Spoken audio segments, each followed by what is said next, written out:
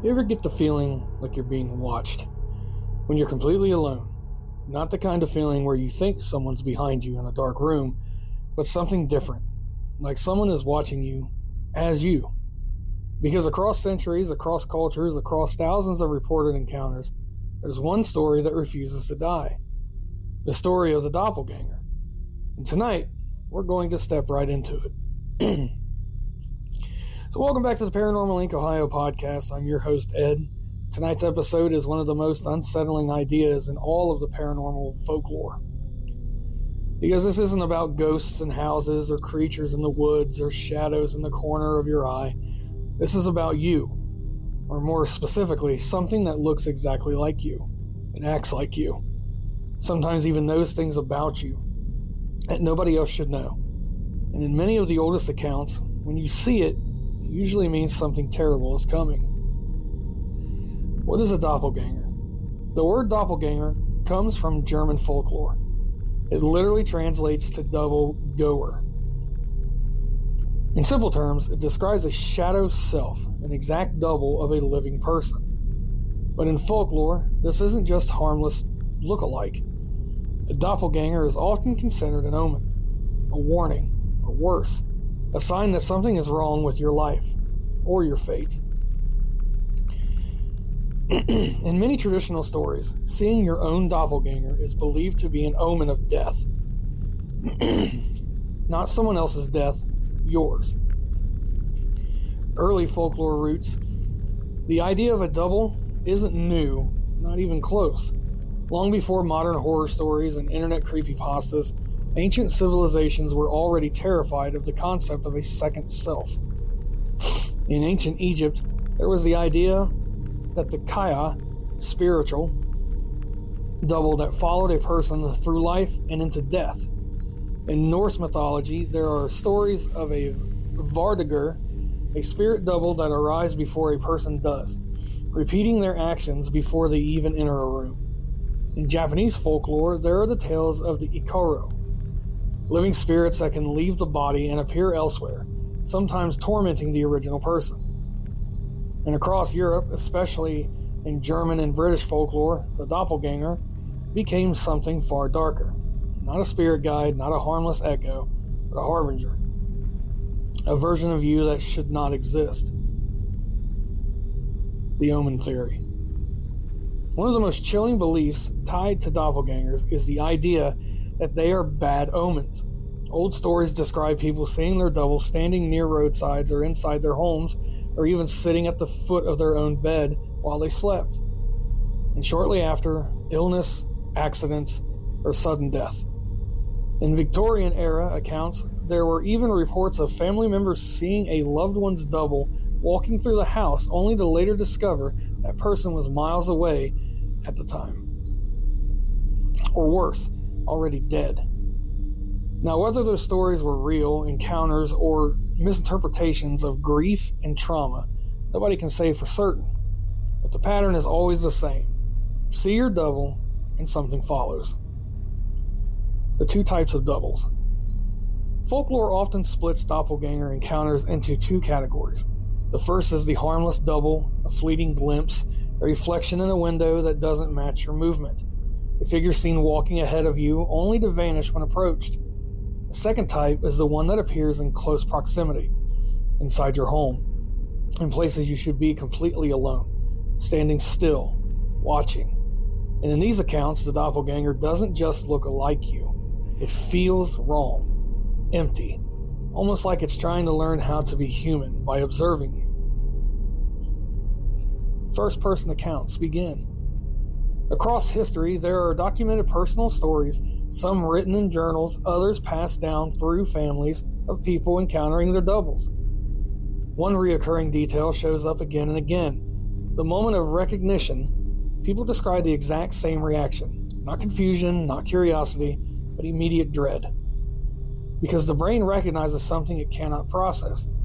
It sees you where you're not supposed to be. And the worst part, in many stories, when eye contact is made, the doppelganger doesn't look away. It studies you, like it's confirming something. And that brings us to a question that folklore has never been able to answer clearly. If a doppelganger is a copy, then what is it copying from? A soul, a memory, or something else entirely? Because in the oldest versions of the legend, there is a belief that every person already has a double, not created when you see it, but always there, waiting.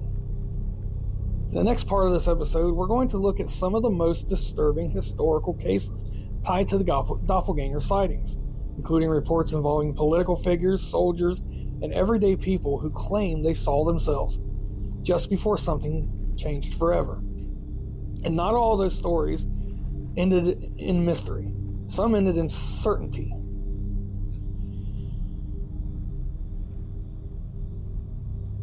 The idea of a second self. A double that appears without warning and often carries something heavy with it. An omen, a warning, or something watching you from the wrong side of the reality. But folklore is one thing. Stories passed down through generations are easy to dismiss. What makes the doppelganger legend so unsettling is when you start finding the accounts that feel a little too specific, a little too detailed, and in some cases written by people who had nothing to gain from lying. Sorry, I keep clearing my throat. Historical accounts when the double showed up. One of the most repeated themes in old European accounts is the idea of bilocation, being seen in two places at once, not as magic tricks, but as unexplained events witnessed by multiple people. There are old records from the 18th and 19th centuries describing travelers who swore they saw someone they knew in one town, only to learn later that same person was confirmed to be elsewhere at the exact same time, and in some cases not even alive. One of the most famous patterns comes from wartime accounts, soldiers reporting seeing comrades walking through camp who later turn out to be missing or already killed in action. And when those sightings happen, they're never casual. They're described as silent, detached, like the person is physically there but not emotionally present, almost like a recording being played in the wrong place. The Empress and the Double. One of the most widely repeated stories in European folklore involves royal courts where appearances mattered and witnesses were plentiful. There are accounts tied to noble households where servants reported seeing their ruler moving through hallways at strange hours.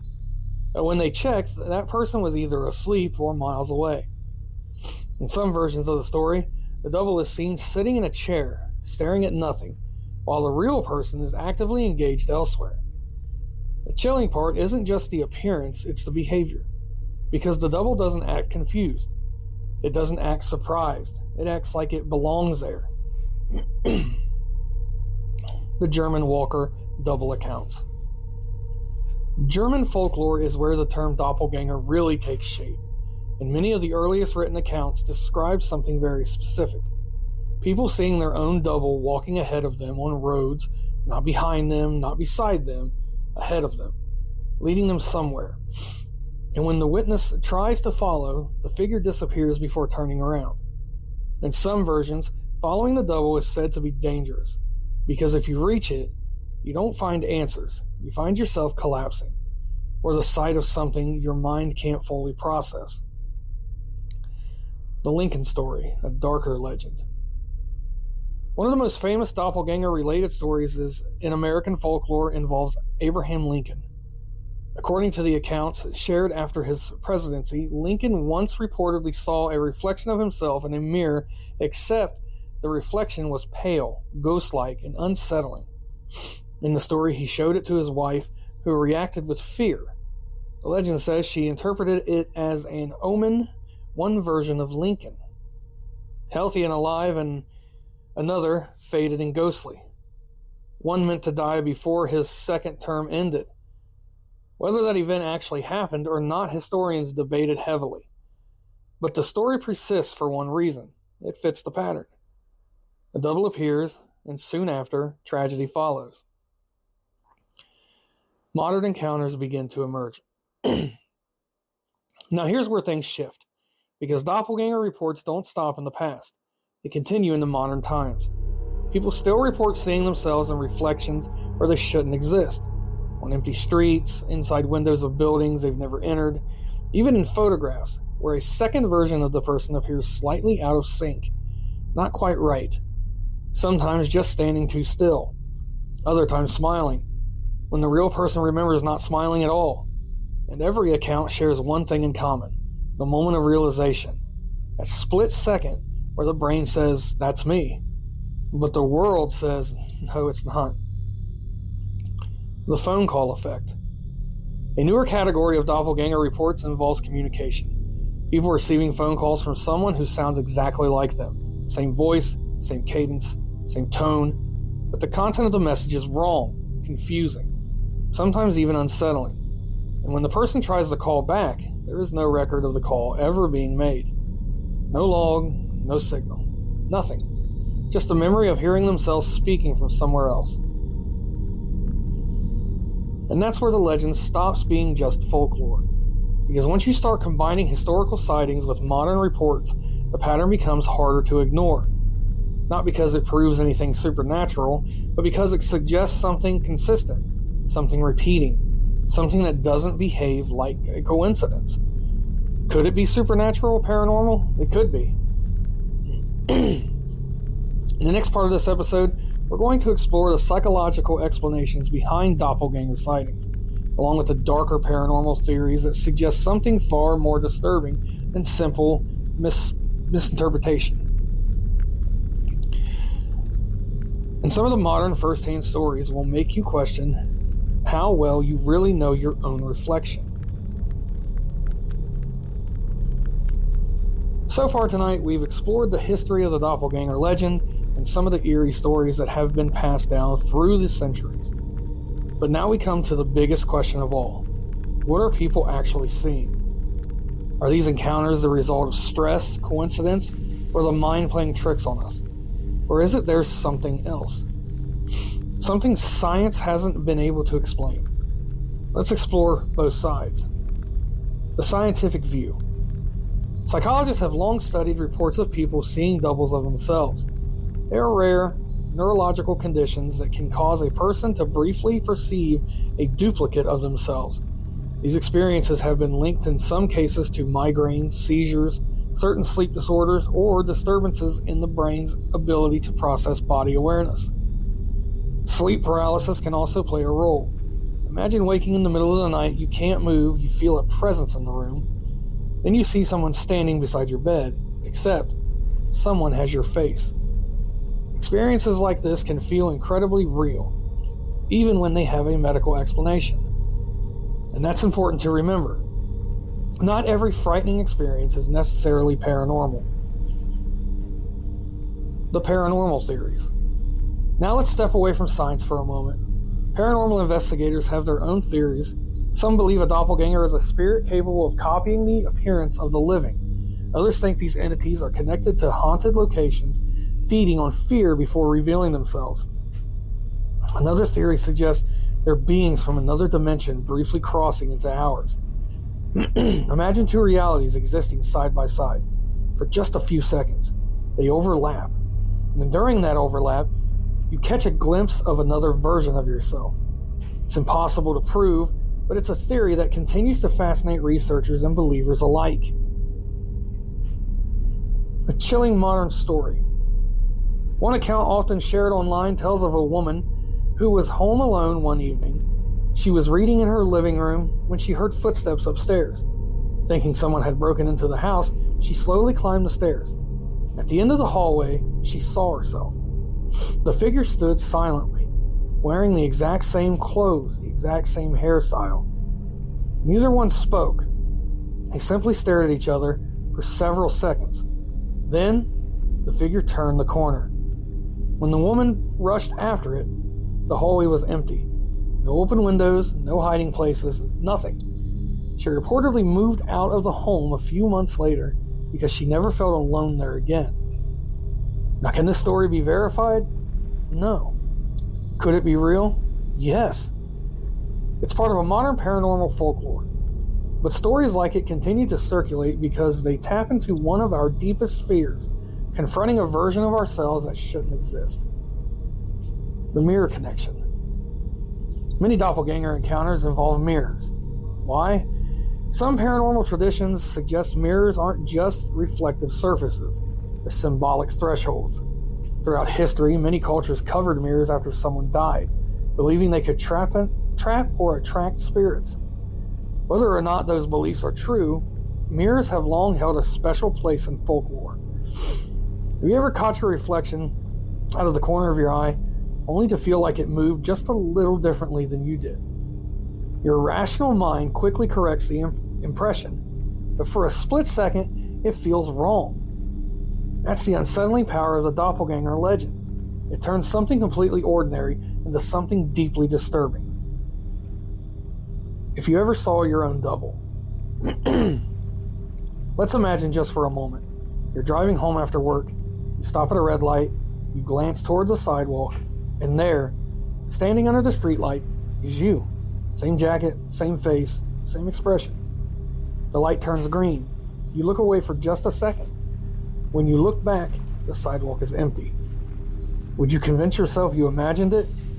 Or would that image stay with you for the rest of your life? The fear of the unknown. Maybe that's why the doppelganger legend has survived for hundreds of years. Not because people believe every story, but because everyone understands the fear behind it. Ghosts are strangers, monsters are strangers, but your own face, that's familiar. And when something familiar suddenly becomes frightening, it leaves a mark on you. Maybe that's why these stories continue to spread from one generation to the next. Not because they're easy to believe, but because they're impossible to forget. In our final chapter, we'll explore one last collection of eerie encounters, discuss what this legend teaches us about fear, and answer the question we've been asking all night: doppelgangers, urban legend, fact, fiction, or something else? Tonight we've traveled through centuries of folklore. We've explored chilling eyewitness accounts, and we've looked at both scientific explanations and paranormal theories. Now it's time to ask the question every listener has probably been thinking since the beginning of this episode. What would you do if you came face to face with yourself? The stories that stay with people. Most ghost stories eventually fade. People move away, buildings are torn down, the memories become less vivid. But doppelganger encounters seem different. Many people who claim they've experienced one say they remember every detail. Even decades later, the weather, the smell of the air, the clothes their double was wearing, the expression on its face, and strangely, many witnesses say their double never smiles. It simply stares, almost as if it's waiting for something. The internet has given the legend new life. Today, thousands of people share strange experiences online. Some claim family members saw them at work, even though they had stayed home all day. Others tell stories of security cameras capturing someone who looked exactly like them walking through a hallway, only for the footage to mysteriously disappear or become corrupted. Some people even report receiving messages from friends asking, "Why didn't you wave at me earlier?" The problem? They were never there. Could every one of these stories be mistaken identity? Absolutely. Could some be hoaxes? Without a question. But every now and then, one comes along that's difficult to explain. So fact, fiction, or something else? This is the part of the show where I leave the decision up to you. Could the doppelganger simply be a trick of the mind? Science certainly gives us reasons to think so. Stress, sleep deprivation, neurological conditions. The human brain is incredibly powerful, and sometimes it fills in gaps in ways that feel completely real. But folklore exists for a reason. These stories have survived for hundreds, some even thousands of years, across cultures that had no contact with one another. Different languages, different beliefs, yet they all describe something remarkably similar: a second self, a double, a warning. Coincidence? Maybe. Or maybe, just maybe, there are still mysteries in the world that refuse to fit neatly into our understanding. Before we end tonight's episode, I want you to think about something tomorrow. When you leave your house, take one extra look at your reflection. Notice every detail: your eyes, your expression, the way you stand. Now imagine walking through a crowded parking lot. looking up and seeing yourself standing 50 feet away, watching you. Not waving, not moving, just watching. Would you walk toward it, or would you turn around and hope you never saw it again? Maybe that's why the Doppelganger legend has endured for so long. It isn't just the fear of seeing a ghost, it's the fear of seeing yourself. If you enjoyed tonight's episode of Paranormal Inc. Ohio Podcast, be sure to follow the show on all your favorite podcast platforms so you never miss a new episode. If you've had a strange experience with what you believe was a doppelganger or any paranormal encounter at all, I want to hear the story. I want to put you on one of the episodes. And if you enjoyed this episode, please leave a rating and review. It helps more people discover the show and keeps this community growing. Next time on Paranormal Inc. Ohio Podcast, we'll uncover another chilling mystery, another haunted legend, or another unexplained encounter that continues to haunt those who lived through it. Until then, keep an open mind, question everything, and remember, sometimes the scariest thing you can encounter isn't something hiding in the dark. It's something that looks exactly like you. Thank you, everyone, for coming and checking out the episode. I hope you enjoyed it. I love each and every single one of you. And you will hear from me in the next one. Bye, everyone.